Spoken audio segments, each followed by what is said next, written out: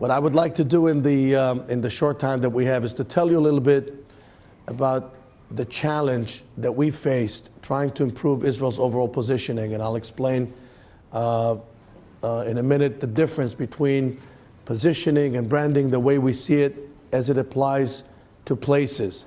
If in the past, traditionally, countries engaged in branding and marketing exercises mostly in order to attract tourists, then today you see more and more places that are doing what's called holistic country positioning or holistic country branding that is meant to improve the performance of a place, a city or a country across the board. It's about the ability to bring more tourists.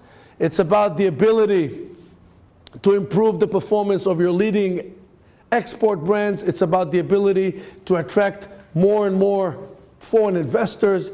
It's about the ability to open up your popular culture to the world, and so on and so forth. These are all great assets. In country positioning, we need to do two things. The first is understand what is it that the brand brings to the table. What is it, the number one asset that you have? So we said in the case of America, it's America about freedom. Miss Liberty is the visual articulation of that. The second thing you need to know is once you figured it out, what is your relative advantage? And this is the difference between positioning and branding. Branding is about the design of the language, the design of the message. Positioning is about what you do in order to improve your place vis-a-vis your competition. So if I said to you, imagine that Tel Aviv is a human being. Okay? What kind of a human being would Tel Aviv be? Would Tel Aviv be a heavy human being or a slim human being? Slim. Would Tel Aviv be a young human being or an older human being? Young. Would Tel Aviv be an energetic human being or a sleepy human being? Energetic. So basically, you know, in 3-4 questions, we can define to ourselves very, very quickly the DNA of brand Tel Aviv. And in this case, the DNA of brand Tel Aviv is nonstop.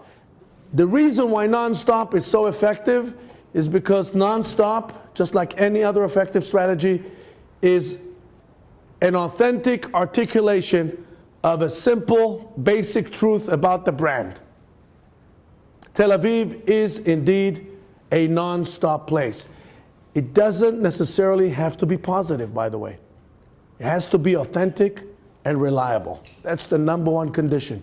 In our case, by the way, we discovered that the American people feel that they have plenty of information about Israel, so they think they're very knowledgeable. But what they know, they don't necessarily hold in high regard.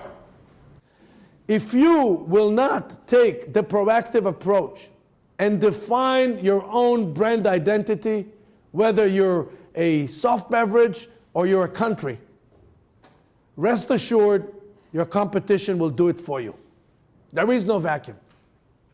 We were looking for the one thing that you, the people of the world, will be able to accept about Israel that will be authentic, reliable, and attractive at the same time. Creativity, the creative spirit. It comes from the DNA of our culture. The permission to ask questions.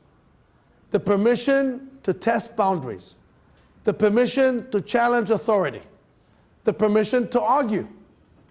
It makes it very unpleasant sometimes to do business with Israelis, but at the same time, the argumentative nature is the driving force behind Israeli creativity.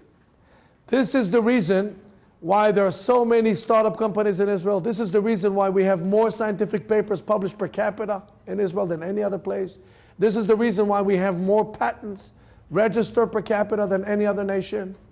This is the reason why Israelis are so creative and innovative. This is something that we didn't have to redefine.